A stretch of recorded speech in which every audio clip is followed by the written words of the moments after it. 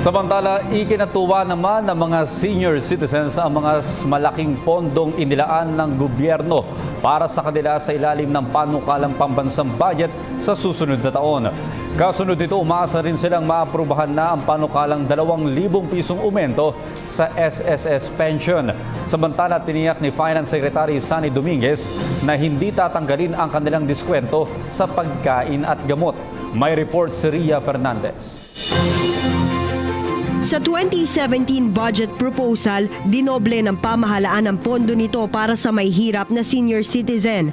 Mula sa mahigit 8 bilyong piso ngayong taon, magiging 18 bilyong piso ang budget para sa mga senior citizen pagpasok ng 2017 sakaling aprobahan ng Kongreso.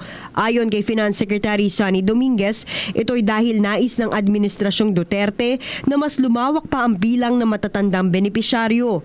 Nilinaw naman ng kalihim na mananatili ang 20% discount na magagamit ng lahat sa pagbili ng pagkain at gamot. Subalit plano nilang tanggalin ito sa mayayamang senior citizen sa kanilang pagkain sa mga restaurant.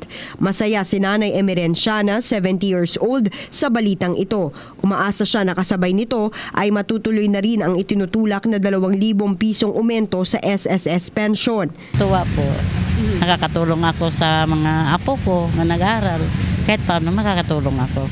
Kasi yung pagtitinda ko para sa sarili ko lang. Masaya rin si Tatay Edmundo, 65 years old. Anya malaking tulong sa kanya mga pribilehiyong natatanggap niya bilang senior citizen. Tulong kasi lalo na yung sa gamot namin, yung mga gamot na tapos yung sa pagkain.